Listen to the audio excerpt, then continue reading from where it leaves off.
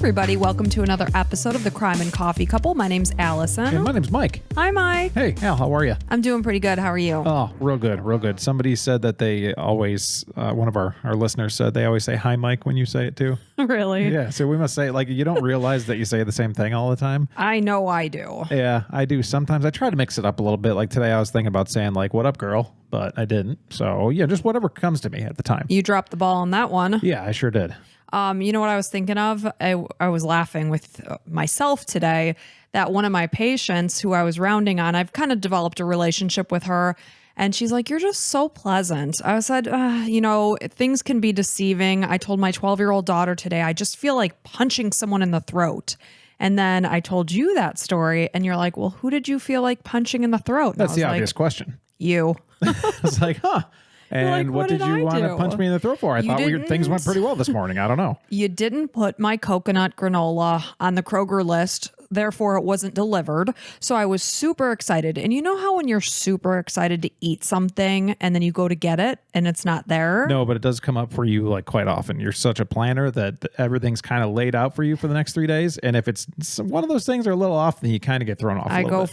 You throw me for a loop. It's not good. Yeah. It's like when you bring home leftovers and you can't wait to have it for lunch the next day. And then someone comes in that night and takes it from you. And between me and then our teenage son, usually that happens to you. Forget about it. Yeah. Well, I did tell you that I had a couple things to talk about today. You did, but I don't know what those things are. No, I can't share them with you because then it'd be like, wow, we're going to like record this? Yeah, Lord knows we're not rehearsed over here on the Crime and Coffee Couple. No, definitely not. So here's the thing. I need you to like picture this. Okay. It might be hard. Okay. So just put yourself in this position. It's like you're coming up with a gift idea for like a mother's kind of celebration. Oh, you mean like Mother's Day this Sunday? Yeah, yeah. So like AKA the day that this episode is released. Yeah, yeah. So, and granted, today's Friday, but it's a little early to think about Mother's Day. It's 2 days away. It's too early to think about it? A whole 48 hours. I know. Yeah. So, believe me, I know where I'm coming from here. But let's say for the listeners, you know, if you haven't gotten a Mother's Day gift, and it is Sunday today, Mother's Day here in the United States, what would you suggest listeners get there? Like, what would a mother want on Mother's Day? Well, I already sent you an idea. About that, like, skin shaver / exfoliator thing. Folks, she is so into shaving her face these days, which is nice because then like the light doesn't come off her face and it looks like all fuzzy and stuff. The peach fuzz. Nobody wants to see peach fuzz. So I've been using that one thing and I can never think of the name of it. That's okay. I told my stylist at the salon and she just immediately rattled it off. Oh. It's got the blade and you run it down. So I was looking at this one thing that I sent you the link for. It's like a automatic one. It looks like a vibrating one. Yeah. So you could use it for a bunch of different things, it sounds like. It's multi-purpose. Yeah. So one of the things on their selling point was you won't cut yourself like you do with the other tool. So I'm like, oh, I never cut myself with that tool. Well, I currently have 2 scabs across my forehead from that tool I normally use. So I sent you that idea. Otherwise, I mean, you can't go wrong with like a pretty bouquet of flowers, a candle. I don't like buying flowers. Lotions. Flowers are like $100 nowadays. It's crazy. Like just the entry point. I mean, granted, you can go to Publix. And, nothing grocery fancy. Store. Like our son came home with the sunflowers a few weeks ago. He went to a sunflower patch, actually picked them himself, put them in a ball jar. I loved that. Yeah. I thought that was really special. Something little like that. Okay, good.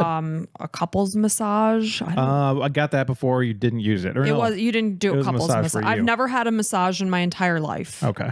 Well, we'll have to do that sometime. Yeah, sometime. Speaking of, that's like I think when we go on vacation, we're going to look into that. But I need to like crowdsource some ideas because I want to read a book while I'm on vacation, but I don't know what book to read. I suck at reading books. Like I don't like fiction at all. So I'm asking you, the listener, if you could comment or send an Instagram direct message or something, or comment on the actual post of this episode. Do you have a preference if you want it to be fiction or not fiction? Nonfiction? I tend to go towards nonfiction. I like financial books and self-help and business and whatever. It sounds super boring. Believe me, if you're on YouTube, I'm making faces at Mike right now. Yeah, that's totally understandable. Like if I tell people the kind of music I like and they're like, that's horrible. I'm like, yeah, it is, but I like it. So. But if we go on a cruise this summer, do you really want to be reading a book about finance while you're trying trying to relax. Yeah, because it's going to keep my attention. I like to learn things anytime I'm consuming anything. So like I like documentaries, and I don't love history, so I don't like autobiographies. So it's weird like that.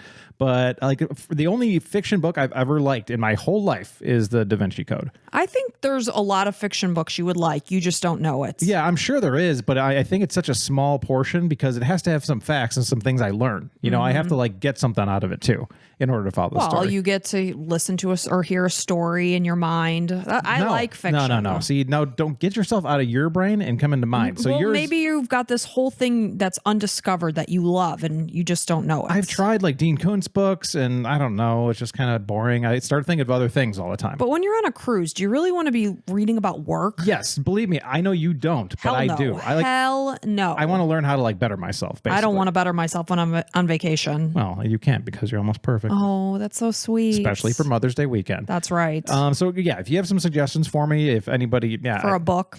So anyway, I have something I want to ask of our listeners. If you want to hear a bonus episode, you don't have to be an Apple subscriber or a patron to hear this episode that we're going to do. It's just going to be a bonus for all.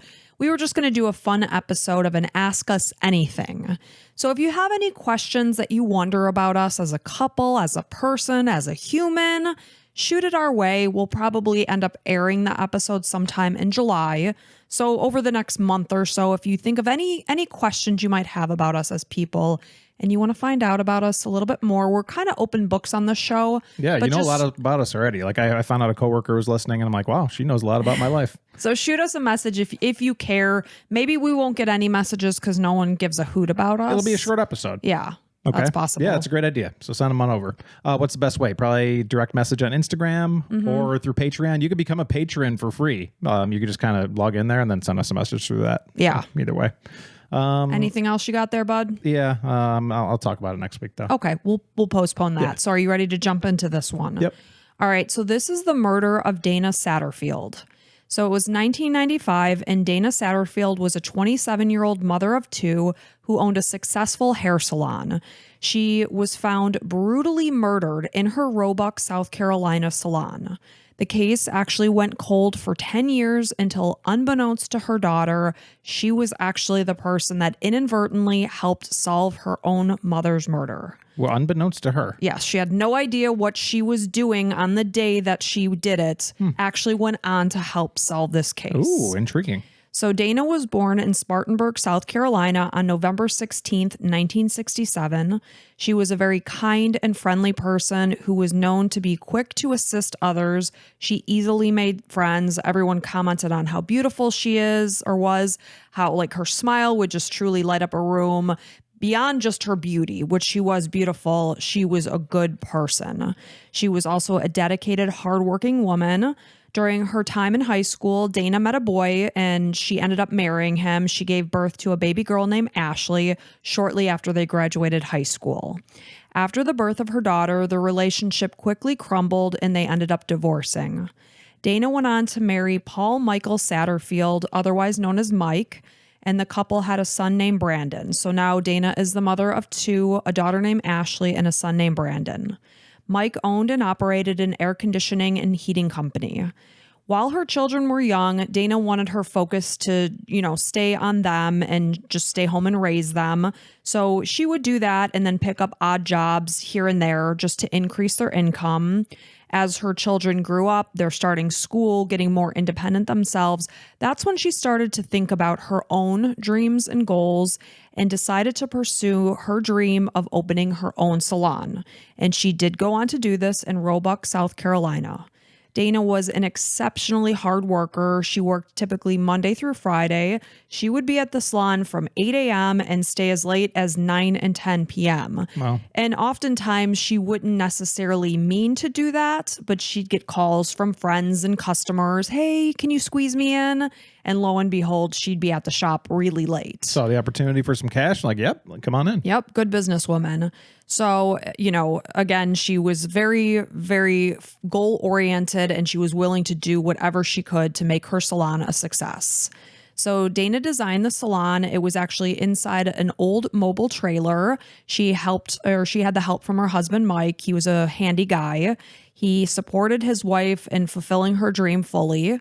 And as part of the process of redoing the trailer to turn it into her salon, Mike installed a hot water heater for the salon. This was actually his specialty, so he was just the guy to do it.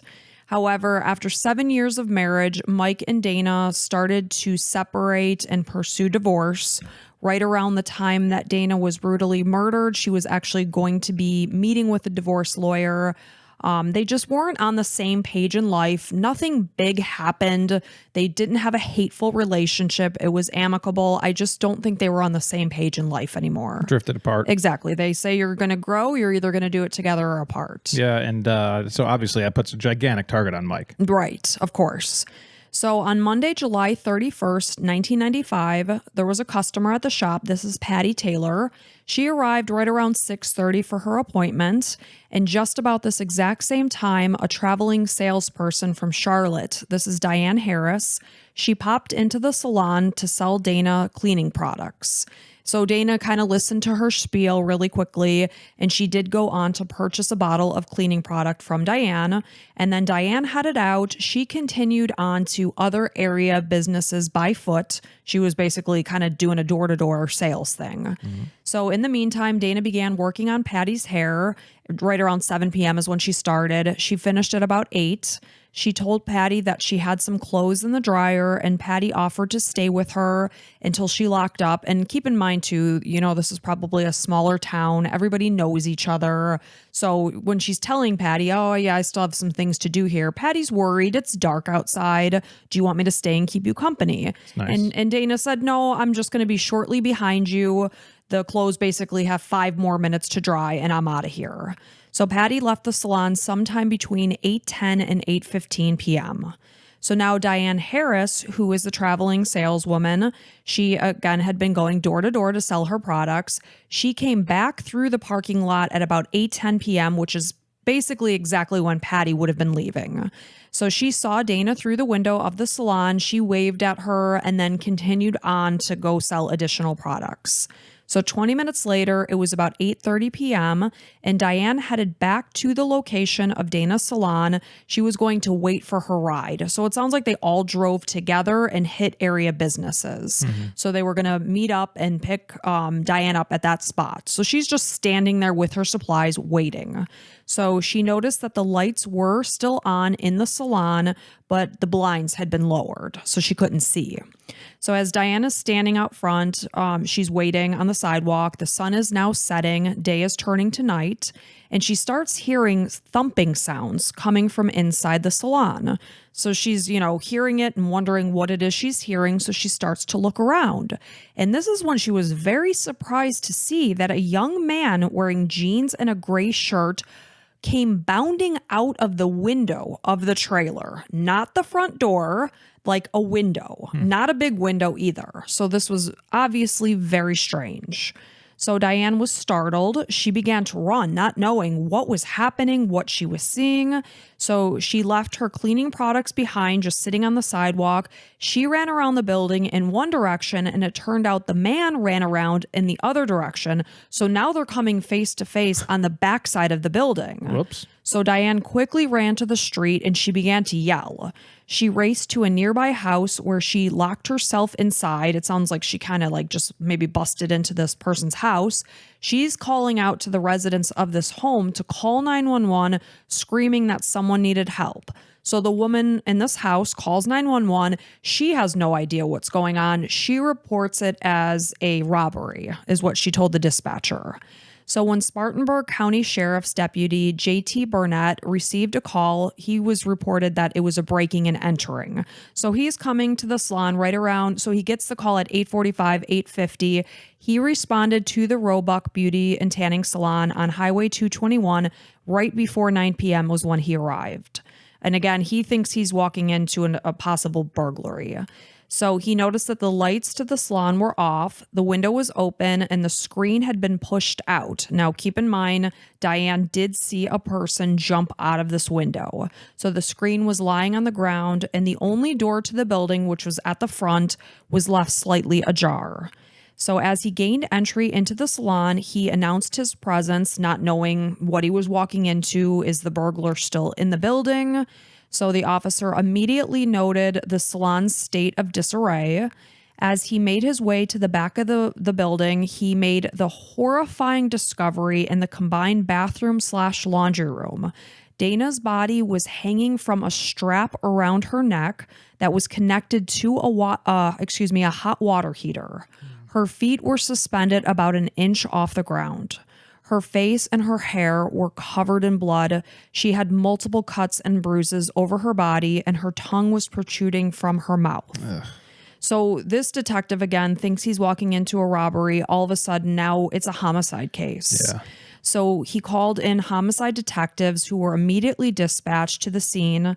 They noted that Dana wore a blood-soaked white t-shirt. She was naked from the waist down. Ugh, Her pants were still attached to her left ankle. Her head was said to be dramatically cocked to the side. As detectives ruled out a robbery gone wrong immediately almost because no cash or merchandise had been taken, Dana's purse was sitting there in plain view. Her credit cards were untouched. Between the money that was in her purse as well as the salon's cash box, there was about $200. None of it was touched. Detectives concluded that the crime had been sexually motivated. Fingerprints and hair samples were collected from the crime scene. Based on evidence, it really looked like whoever had done this was not a very experienced criminal. It just seemed very sloppy. It seemed chaotic. It didn't seem well thought out. Not somebody that has a lot of murders on the resume. Yeah. Okay. I know that sounds crazy, but I mean, it's something they look at. Yep. So the scene revealed that all of the blood was contained to the area where Dana's body was found. And again, this was a combined laundry/bathroom. And when I say bathroom, obviously we're looking at a trailer here. This isn't a massive salon. This is a shared space that customers would be utilizing as well. So the room showed evidence of a struggle. Dana's autopsy noted a deep abrasion to her forehead as well as superficial bruises and abrasions throughout her body. Her hyoid bone, was fractured. That's often hyoid bone is what's in your neck, and when you're strangled, that's oftentimes what they do. That's what they're going to look at to see if that was fractured. In some cases, we did a story where that hadn't been fractured, but they said that if it was in a case where somebody was subdued already with medication, and in that case, it wouldn't take a lot of pressure to choke somebody. So not in every case of strangulation will you see that bone fractured. Maybe if they really tense up, then it fractures. Maybe. But in this case, Dana's bone was broken. So they did see that considerable force had been applied to Dana's neck. This could have been happened by manual strangulation, as well as the fact that we know that the police officer found Dana with a bag strap around her neck, and she was actually suspended from the floor. So they think that whoever did this to Dana both did manual strangulation as well as the strap of the bag. And you said she was what, an inch off the floor or a couple inches off? Like, I would think that wasn't the murder, the reason for the murder. I would think he probably killed her beforehand, or at least, she passed out, so she couldn't recover. So they think that she was probably strangled in both manners. Yeah. Her brain also showed extensive hemorrhaging caused by blunt force trauma. The violence of the attack made investigators believe that this was very personal. It was like a crime of passion. So Diane worked with a sketch artist since she was the only witness to have seen the killer. Yeah, face to face. Right. And obviously when she saw this person, it was already dark outside. They're kind of bumping into each other in a frantic way at the back of the trailer. I don't think the lighting was very good. She was obviously panicked at the time. So when she initially started talking about the person she saw, she described him as white and looked crazy. The man was between 20 and 30, small in stature with light-colored hair. Once completed, the composite sketch drawing was released to the media within hours of Dana's murder, so very quickly. Nice. In the meantime, the scene was processed. Like I said, they were taking fingerprints, hair samples, body fluids. These are all being sent to the lab for analysis. Okay. Meanwhile, I'm sure you're going to say what's going on with the family. So police work with also profilers. They worked with various different profilers to try to figure out what type of person would have done such a thing? Has to be like a husband of one of the people that came in, one of her customers that probably saw her and thought she was beautiful or something, or really got along with her. And it was obviously just crazy. So, they're working with various profilers, not telling them anything but the straight facts. They're telling all of them, and they all kind of came up with a very similar conclusion of who they thought, like what type of person would have done this. Yeah. So they theorized that her killer would likely separate himself from the community after Dana's murder to avoid being detected, since there was a composite sketch out there. He would likely be a very demeaning, controlling, and manipulative person, physically abusive toward women. He would likely be in a relationship with a more submissive person. They also believe that the killer likely knew Dana and could have been even infatuated with her. Yeah. It's like an abusive narcissist, Yes. basically, who is going to stop at nothing to get what they want and doesn't Exactly. care how people feel or whatever, anything like that. Only care what they want. So detectives started by speaking with Dana's ex-husband, of course, Mike, because we all know that they're in the process of looking into divorce. He told investigators that he and Dana were separated. They were living apart, though they had spent the previous night of July 30th together. They were with their children at home. They ate dinner, watched TV as a family. The next day, Mike and Dana scrambled to get out the door for work. They did make plans to have dinner together that night. Of course, Dana did not come home because she had been attacked at the salon. Mike learned that something was wrong when a fellow church member called him at about 9 p.m. to say, hey, something's going down at Dana's salon. It's loaded with police officers. So he, of course, jumps in his car. He gets to the salon, and deputies would not allow him inside. They really, at that point in time, wouldn't even give him any information as to what was going on. Yeah, because it's an active murder scene. Yeah. I mean, it all happened very quickly because the officer first arrived at about 9. Mike's getting the call right around 9 because, again, this is a smaller town. Everybody knows each other. So when they spoke with Mike, they wondered if he was maybe downplaying the nature of their separation from Dana.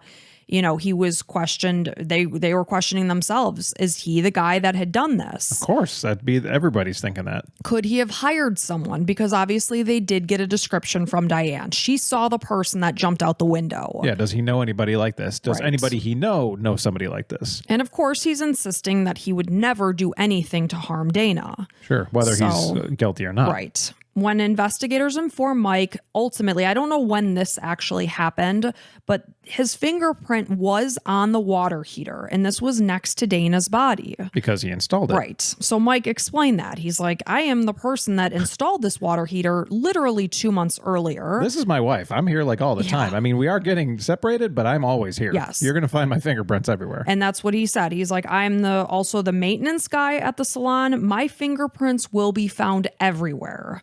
So Mike was a very large statured man. Police could easily see that he would not have been the guy to have jumped out that side window of the salon. So I picture Wasn't like happening. a 300-pound dude. Is Yes, he basically he a big is. dude? Okay. He is. He's a big dude. So they're like, and he was probably like, I mean, look at me and look at that window. No. Like, this isn't happening. And Diane described the person as being younger, being smaller statured. That certainly wasn't Mike that jumped out of that window. That was very easy to see. Right. So he bore no resemblance whatsoever to the man that Diane had come to face with outside. Mike had an alibi for the night of the murder. At the time that Dana would have been attacked, he was about 15 miles away. He was on his way to get his children from a friend. He also passed the polygraph test. He was very quickly removed from the list of suspects. Good. So investigators found a single bloody fingerprint in the restroom that didn't belong to Mike. When the fingerprint was entered into the South Carolina database, no matches were found. This meant that the killer hadn't had a previous record. Right. They also put in a semen sample. This also found no source. So about 2 weeks following the murder, a man named Ken Smith, who was a customer of Dana's, came forward to inform detectives that he had driven by the salon at about 8:40 p.m. on the night of Dana's murder. He saw a man loitering outside at this point. The lights were off inside, but Dana's car was out front. Ken explained that he felt unsettled after he made eye contact with the person that was loitering outside the salon. The guy gave him an angry stare, the stink eye. He just felt very unsettled by what he saw. Especially after the fact, knowing what happened. Right. And he said that this man was standing beside a white Ford Bronco that had blue trim. So then other witnesses came forward to attest that they had also seen a white Ford Bronco with blue trim driving up and down the streets in the hours before the salon closed. It almost gave off the appearance that this person was trying to like case the area and see what was going on. And again, it's the same kind of car that this other person had described. Man, they've got a lot of leads here. This is like crazy that you're saying that it's mostly unsolved for a little while here. Like It's a white Ford Bronco. They got somebody that was face to face with this person. Yes. They're probably a member of the community. Like it's this guy's here somewhere. Yep. So the fact, like you said, that they've got this specific car. I mean, the white Bronco with the blue trim. It's not something you see every day. Right. However, nobody had gotten a really good look at the driver's face of this car. They don't need to. Diane kind of saw him, right? I mean, I know it was dark. So authorities offered a $50,000 reward in hopes that this would lead to an arrest. Well, I mean, look up every white Ford Bronco in the area. I'm sure there's a couple hundred. You'll see what happens. So as the tips poured in, investigators believed that they were getting very little helpful information to help solve the case. So early on, one caller who chose to remain anonymous advised and encouraged detectives to please look into 17-year-old Jonathan Vick. So again, Diane said the guy was young, maybe in his 20s to 30s, but again, it's dark, it's frantic. So this is a 17-year-old. So detectives sat down with Jonathan and his mother, who, what does he drive? White Ford Bronco? Yes. With what kind of trim? Blue trim. Yes, sir. He And sure does. Is his mom a customer? I'm not entirely sure if she ended up being a customer. Okay. So Jonathan adamantly denied any knowledge of Dana's murder, let alone involvement. Authorities attempted to get a court order to obtain his DNA, but the request was denied because driving a car near the crime scene was considered to be insufficient proof that he had every right to be driving around that area, and just because he was doesn't mean that he was a suspect. Did he have a lot of money? Like a good lawyer? No, I don't think so. Interesting. Okay. So again, they've got this 17-year-old. He drives the same car that many people saw right around the time that Dana was murdered. Yeah, I mean, I get where they're coming from. Was he a customer of Dana's? Yes, he has had his hair cut. Okay. I mean, if I'm a judge and I see he was a customer, he was around there like a lot, and he doesn't have an alibi probably, then you have to look at privacy too. But at the same time, it's like you're trying to solve this. This dude is here somewhere, most likely. Like, I don't know. Like as a judge, you'd think you'd give that. So search warrant. they couldn't get his DNA. So his mother, of course, is vouching for his innocence, and authorities had no choice but to let him go. There was nothing else they could do. The case soon grew cold until 2 years went by, and a prisoner notified authorities that his cellmate, who was Russell Quinn, who was serving time for raping a woman and hanging her from a tree limb, had also bragged about being the one to have murdered Dana. So in addition to that, he was very obsessed with Dana. He actually carried her photo around with him wherever he went. Really? Yes. Wow. Total weirdo. So Diane Harris was asked to view a photo lineup of potential suspects, and Russell Quinn is peppered in there. And lo and behold, she selects him as the man that she had seen fleeing from the salon. But, very quickly, of course, investigators are super excited at this point. They think we got our guy. Yeah. So they go on to get his DNA, and it comes back. He's not a match. Right. So you can't lie with science. He's not the guy. He's just deranged and likes to brag about horrible things that he had nothing to do with. And obviously they couldn't ask Diane to look at this Jonathan Vick guy, right? Apparently not. No, he was never arrested. No, he was never arrested. They couldn't. They were denied being able to take his DNA. He was literally let go. Man, I wonder if somebody from the community could have been like, "Hey, look at this guy. Does this look like him?" So I know. And here's the thing: is I saw the composite sketch, and he looks a lot like Jonathan Vick. Thick head of hair. Awesome. So now we're back to square one, and the case went cold for another nearly a decade. Because, of course, this all happened in 1995. So now we're moving on to 2005. This is 10 years after Dana's murder. And Dana's daughter, Ashley, remember I said she inadvertently helped solve this crime. She had no idea that this simple thing she was doing, this mundane task, and that we all have to do. She's 18 years old at this time. She's taking her Honda into a local shop for repairs. This is 10 years after. 10 years later. So she was 8 years old at the time that her mother was murdered. Okay. So she's taking her car in, and while she's waiting for her car to be serviced, she just happened to start up a conversation with a mechanic. His name is Michael Pace. So they're just chatting. It's a very innocent conversation. This innocent conversation went on to blow the lid off of her mother's murder investigation. So after Ashley left the shop, one of Michael's coworkers mentioned to Michael that Ashley was the daughter of the woman who had been found murdered in her salon 10 years earlier. This was when Michael made the decision to place an anonymous call. He informed an on-duty officer that he knew who was responsible for the death of Dana Satterfield. He added that he had made the call because he wanted to help the Satterfield family find peace after he talked to Ashley. Because he probably felt a connection with her. Yes, he did. A human connection, and was like, oh my God, I just talked to this girl and I have this information in my head. Yes. So Michael went on to say that his childhood friend, Jonathan Vick, was responsible for Dana's murder. This was the 17-year-old that police had spoken with and quickly cleared. Michael explained that he had been with Vic on the afternoon of Dana's murder. It was Monday, July 31st, 1995. Vic was wearing blue jeans and a light-colored shirt, exactly what the person who had popped out of that window was wearing. So when I say Vic was bragging about the fact that he was going to have a date with Dana later that night. Michael was aware of Dana, who a lot of people were aware of. She's this beautiful 27-year-old salon owner, and he's laughing at the very idea that she would ever have any interest in a 17-year-old kid. And him laughing at Vic angered him, and he insisted that he believed that he had a chance with Dana. So Michael recalled the raunchy remarks that Vic was making about Dana, detailing exactly what he was going to do with her when they were on their date. Michael talked to Vic for about an hour that evening. He agreed to give him a ride home. During their drive, Vic continued to go on and on about his intentions with Dana. Michael dropped him off at around 6:45, 7 p.m., and when he did drop him off, Vic is telling Michael that he's going to go get a haircut. And he's like, dude, it's almost 7 o'clock at night. Where are you going? Like, what salon is opened at 7? And he said, well, Dana keeps her salon open late and she's going to be expecting me.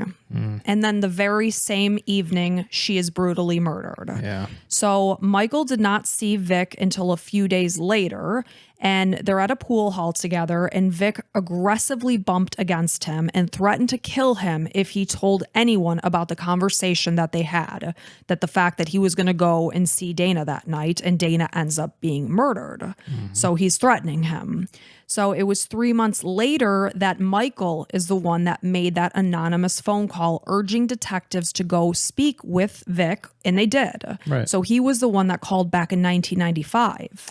Just didn't want to put his own skin in the game because he was probably afraid because he knows what this guy's capable of. Yes, he thinks like this guy 100% murdered this woman, and he's telling me I will kill you. He believes him, and he should. Yeah. So, he's expecting something to happen, that Vic is going to get arrested. Nothing happens. So he contacted law enforcement a second time after the murder is featured on TV. He sees it. He's like, you know what?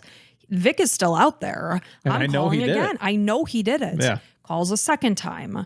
He stayed anonymous that time as well. He called a third time, stayed anonymous as well. That's the problem, is that they need somebody to put behind this. They need I know. the judge needs to see this guy say, he told me this. Yes. That's when you get access to his DNA. I know, but he was legitimately scared, and I get it. I certainly don't blame him at all. Ugh.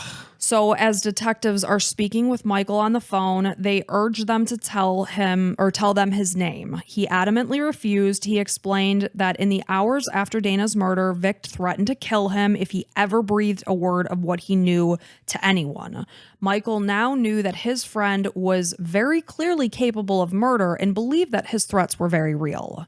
So Michael confessed that he had been the anonymous caller from years and years earlier. Okay, so he gave his name this time, So obviously. still not yet. Okay, well, we're like current day or whatever, after he met Ashley. Yeah, so that he's still having this conversation. He's like, I'm the original guy from back in 1995. He said this, I did my due diligence. I called 3 times. Nothing came of it. So I believed that I was satisfied with the effort I put forward. What else could I do? So current investigators who are speaking to him over the phone are asking him, what prompted you to come forward 10 years later? He explained that meeting and speaking with Ashley had been the turning point. He never really followed the news when Dana had been murdered. He had no idea that she was actually a mother.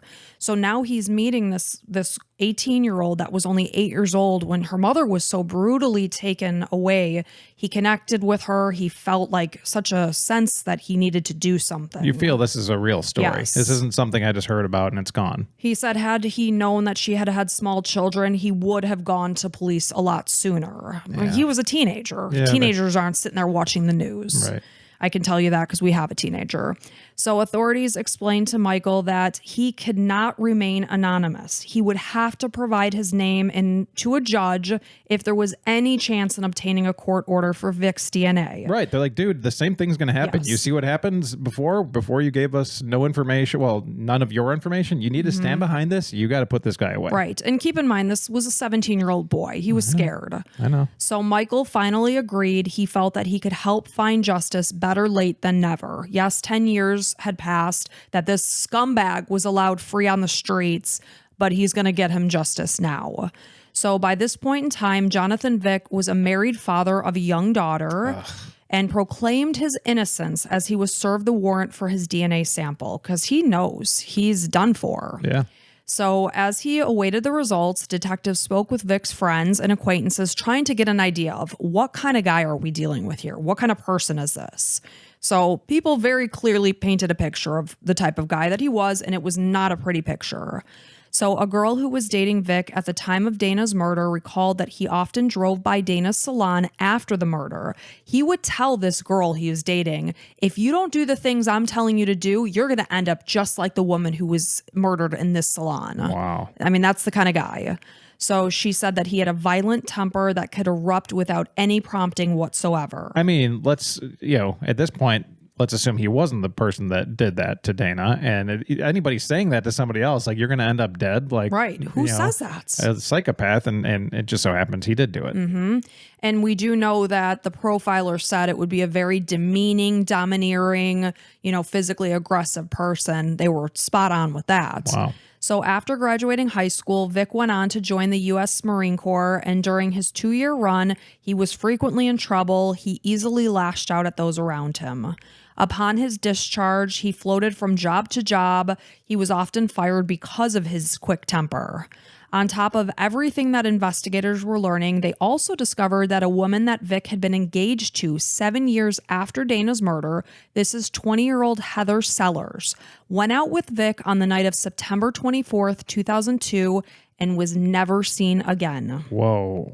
I promise you, he killed this girl. I promise you. See, that was what I was thinking when, you said Michael came forward 10 years later. I'm like, Yep. Hopefully he didn't hurt anybody else. Everybody listening is thinking the same thing. So he's last seen with her. She disappears. They find her car located at the bottom of a river.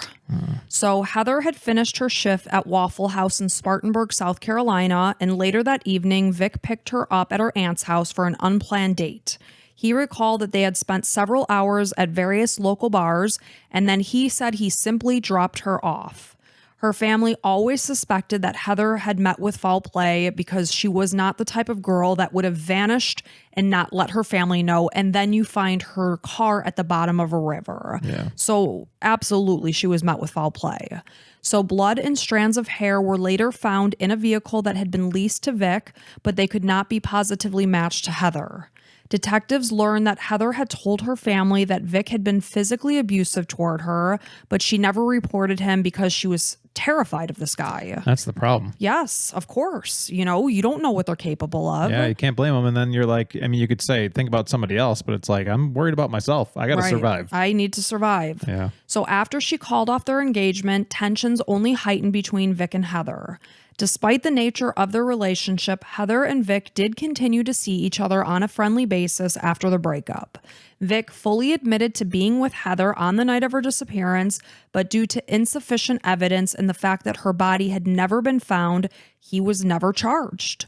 More than 20 years have gone by since Heather disappeared. Her whereabouts are still unknown. The case remains unsolved to this day.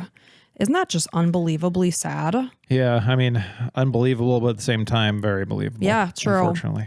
So when DNA results now came back for Dana's case, it did prove that Jonathan Vick was a match to the sample that was taken from Dana's rape kit. Perfect. At a ratio of 900 million to 1. Authorities were finally able to charge Dana's killer with kidnapping, sexual assault, and first-degree murder. So the trial began in November of 2006, and Vic's defense attorney argued that a stray pubic hair had been found on Dana's body that did not belong to his client. He pointed out that no test had the ability to determine when the semen made contact with Dana's body. So he's basically saying that, yeah, my client's DNA was found on her body, but it could have been there from a week before. We don't know. Consensual visit. Yes. So he's urging the jury to keep an open mind and insisted that this information alone was sufficient to introduce reasonable doubt into the minds of the jurors. So the jury heard testimony from multiple customers who visited the salon on the day of the murder. They all had been in and out of the restroom multiple times. This is where Dana's body was found. So yeah, she could have had a stray pubic hair on her that didn't belong to her or Vic. That doesn't mean anything. So another witness, this is Michael Crook, he was driving by the salon at the time of the murder. He said he saw a white man crouched behind nearby bushes looking at the salon.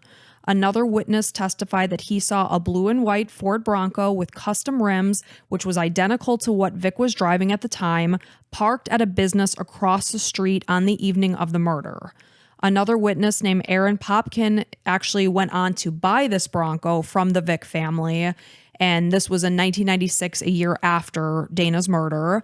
So he took the car for a test drive and he was chatting with Vic during that time. And he said that Vic was very suspicious of him and wondered out loud if he was a police person. So definitely shifty and nervous. Yeah, be like, why would you think that? Thinking he's driving the car like for, evidence purposes. Right. So the events of what happened on the night that Dana was murdered were pieced together as best as possible. So this is what they theorized happened. It was speculated that Vic visited the salon that night with the intention of making romantic advances toward Dana. And if you could recall his conversation with Michael, he was very cocky and confident that, oh yeah, I definitely have a chance with her. Again, this is a 27-year-old woman that's going to be meeting with a divorce lawyer. She's a businesswoman. She's a mother of 2. Yeah, she's going to be interested in a high school student. Yeah, she's got things going on. So clearly, she likely immediately, turned down his advances, and this would have made him very angry. So he sees that she's alone, and when she rejected his unwanted advances, this is when he turned the lights off and proceeded to beat Dana into submission. He raped her and strangled her to death.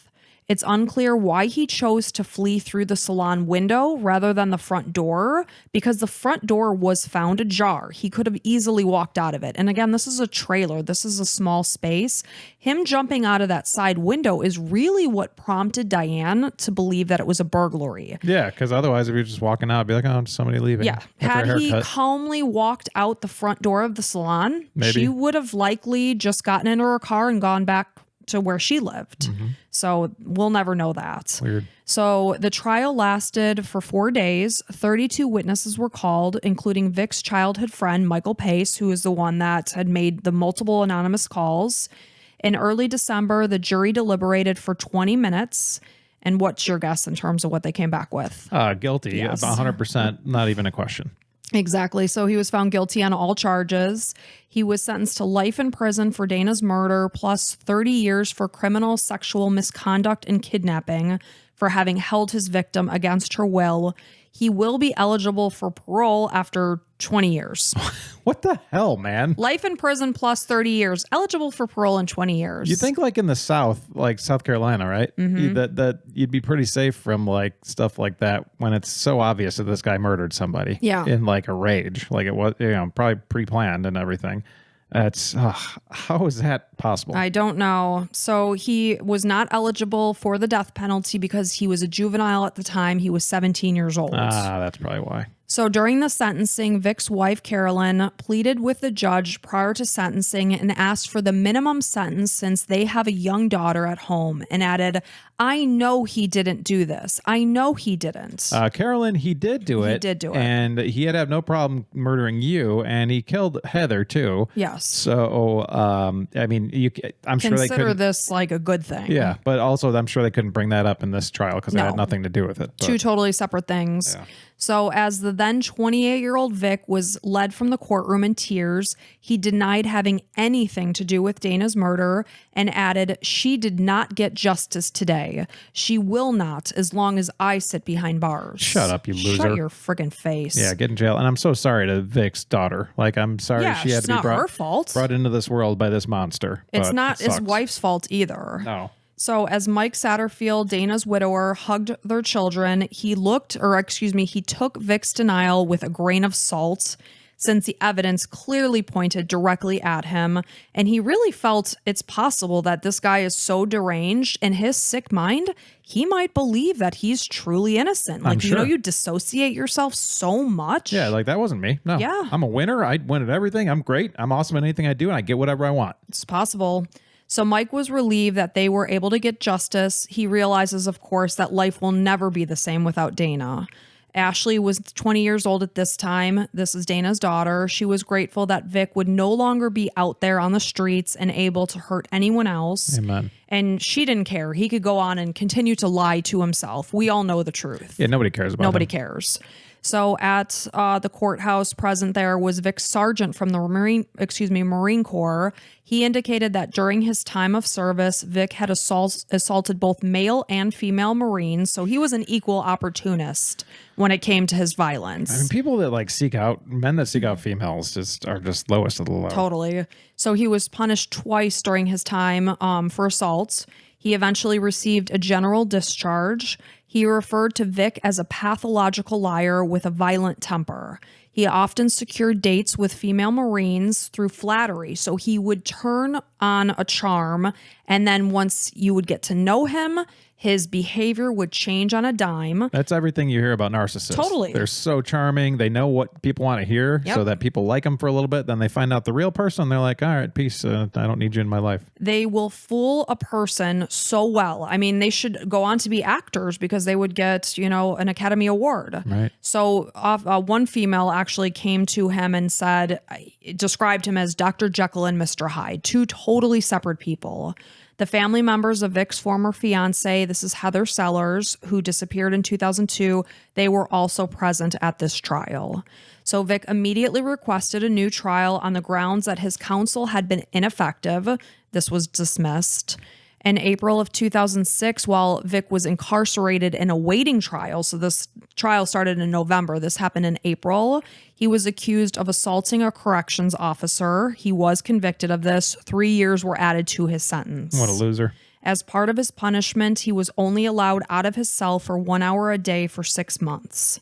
Vic is currently incarcerated at Ridgeland Correctional Institution in Ridgeland, South Carolina.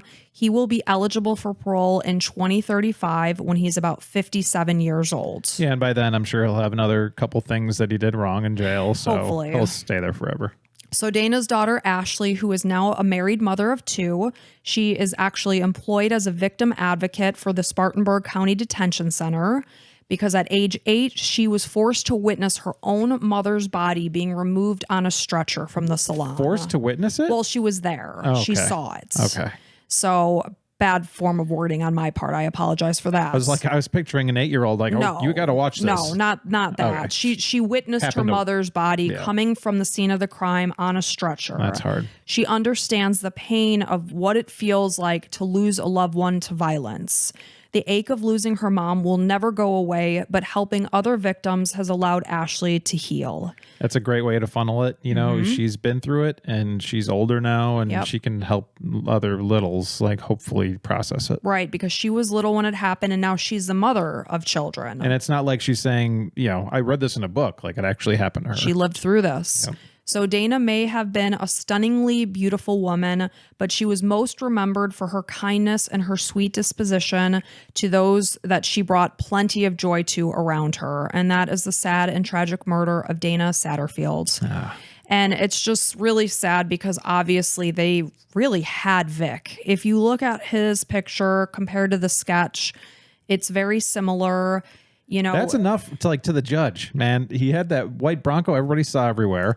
The lady's sketch looks just like him. Like that's enough. Like this judge just needs to be questioned. I don't understand where that came from. It was very quick. Like I don't even think they really compared him to the sketch. Wouldn't that be the first thing you would do? They were like, because of the call and because people had come forward saying they saw the Bronco, they're like, yeah, he lives in this town. He drives a Bronco. It's not illegal to drive down the street. It is an invasion of his privacy to take his DNA. That was what was said. That was the end of it. But doesn't he look like the sketch that was brought up? That was my point, because I watched the special on Oxygen about it. And I was like, shoot, he looks like this guy. Oh, gosh, that's a miss. And obviously his friend at the time, Michael, wish he would have came forward earlier, but at least he came forward. Right. So, and I will reinforce the fact that the kid was 17 years old and he was scared. Probably didn't hang out with great people either because he hung out with this guy. Yeah, they had known each other. You know how it is when you go to school together, you're just kind of in each other's company. Yeah, you just happen to know each other. You just happen to know each other. Yeah. So I'm just glad that it could have been, had Ashley not gone into that dealership to have her car serviced, we wouldn't be talking about this case. This would be an unsolved cold case. Right. And somebody out there had it. That's why it's so important to tell these stories in case somebody hears it, Right. Something like this, like, I really need to come forward. Yeah. And that's what prompted Michael to call the second time he saw Dana's case on TV. And the whole idea is it's just a good thing we got justice. Sadly, Heather lost her life in 2002 because of this guy. Yeah. Well, thank you for telling our story. And if you like the way we present stories, please like and subscribe if you're watching on YouTube, or just subscribe to us on your podcast platform. And if you got a little extra scratch in your pocket, you can come on over to Apple subscriptions or Patreon and support us with some of that money. And we appreciate it. We do appreciate it so much. Get yourself extra bonus episodes. 4 extra a month, depending on what tier you are on Patreon. Apple subscribers get them all. Yep. We want to say welcome to the Crime and Coffee Couple Club to Izzy, Easton Weston, and Holly. So welcome, everybody, and all those new Apple Podcast subscribers. If you want us to shout you out, we don't have your names because Apple keeps them away from us, but you can send us a message on Instagram. And then reminder, if you have any questions you might want to know about us, we're doing an Ask Us Anything episode sometime in July is what I'm guessing. So shoot us a message and we'll read it. Yes, please do. And until next time.